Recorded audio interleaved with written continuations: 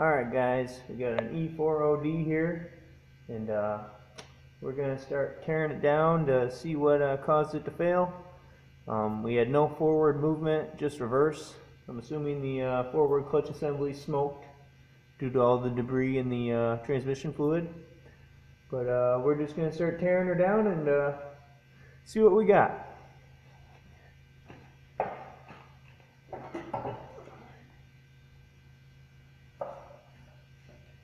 Take your converter out first.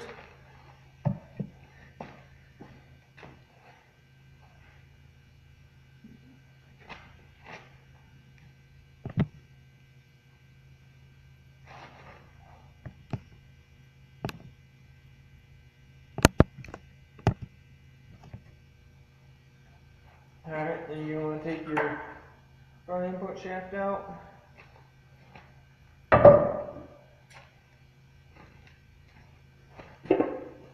Take your pan off.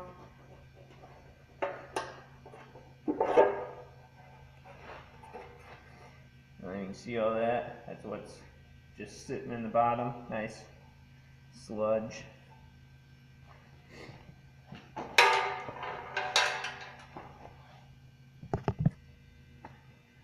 Alright, as you can see, we just pulled the filter off, and next we're going to remove this accumulator body. It should be 11 8mm bolts, and then your corners here are 10mm studs. Or, they're 10mm nuts. So, pull these out.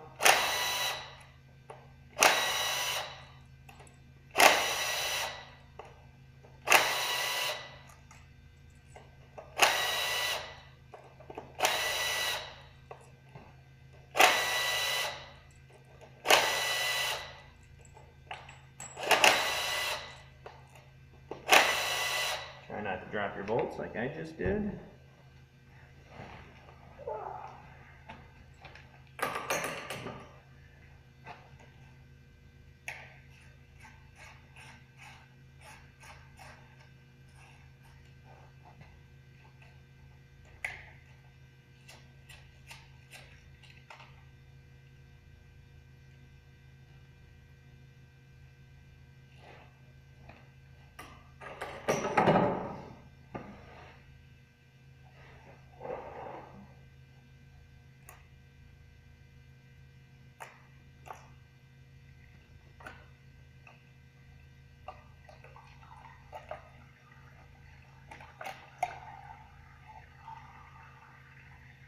Alright, now we got the accumulator body off.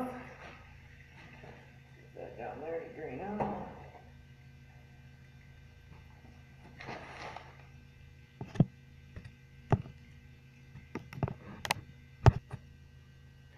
Alright guys, and then next we move on to the valve body.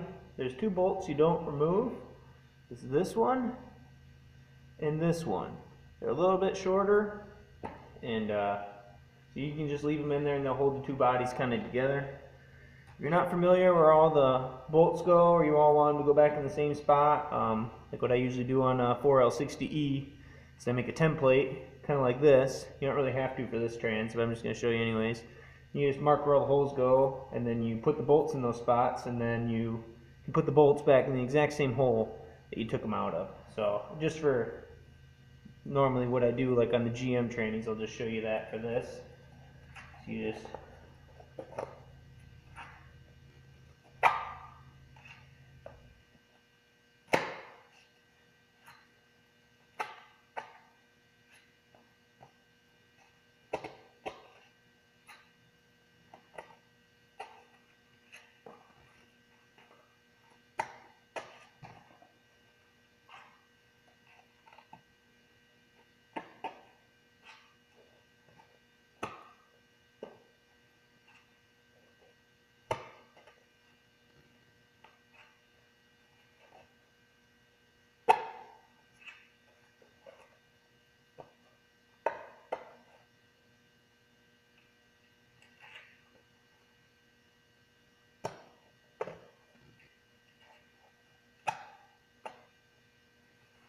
and then you just gotta know where all they came from.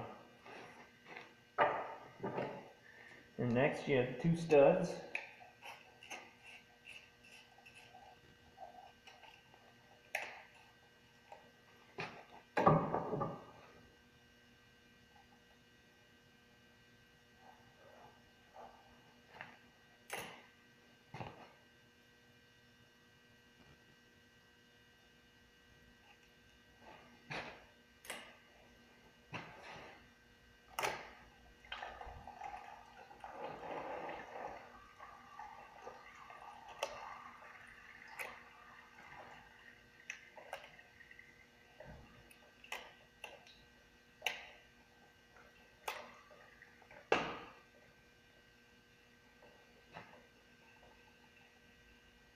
Now your valve body's off.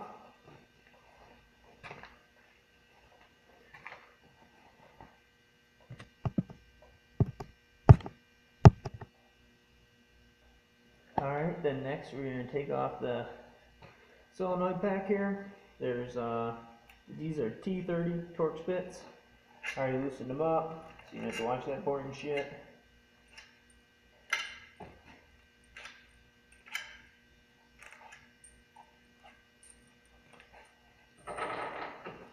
And you have one stud with a 10 mil here.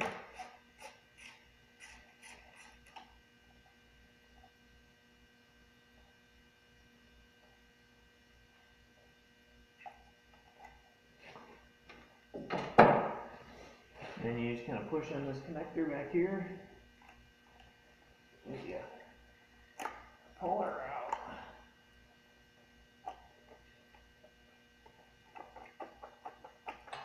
It can be in there pretty snug, so you might have to work with it a little bit. As you can see, yeah, they're a little stubborn sometimes. Also, don't forget, like I did, to pull out your screen up here. And try not to tear your gasket, because you always want to keep those to match up to your new ones, make sure everything's kosher.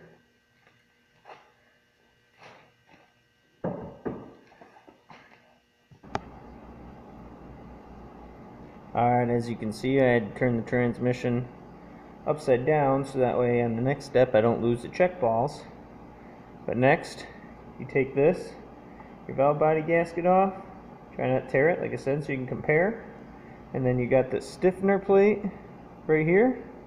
Take these bolts out, and then you can pull the whole plate off here. But you gotta be careful, because over in this corner you have your EPC ball, which is spring loaded, and you don't want to lose that. So we're gonna pull this off next.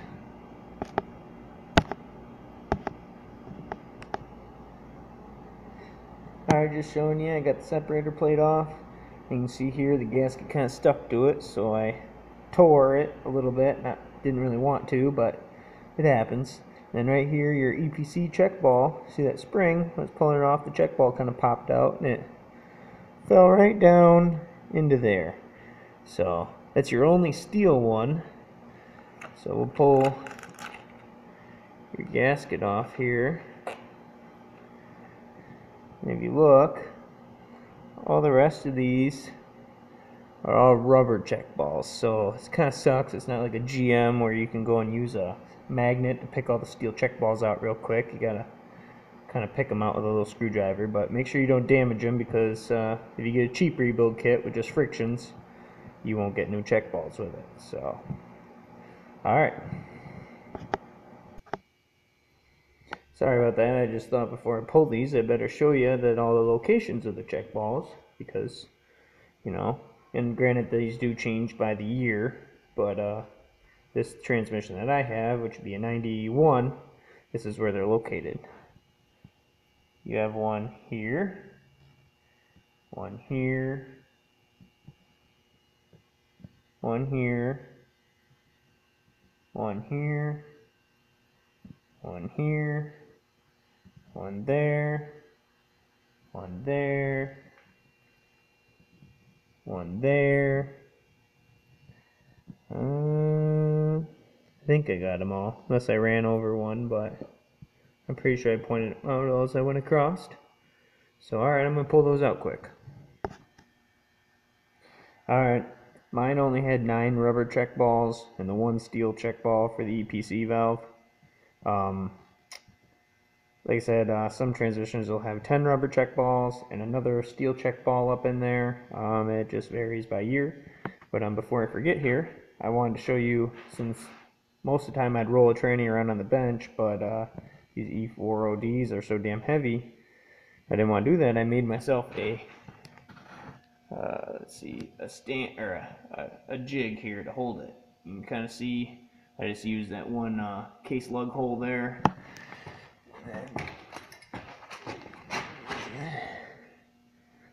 Sorry, this is a little difficult for me to hold this camera here, but you see that I just Got it for this case lug hole and that case lug hole. Just kind of rigged it up and put a pipe on the end for my engine stand. So you probably get a better image of it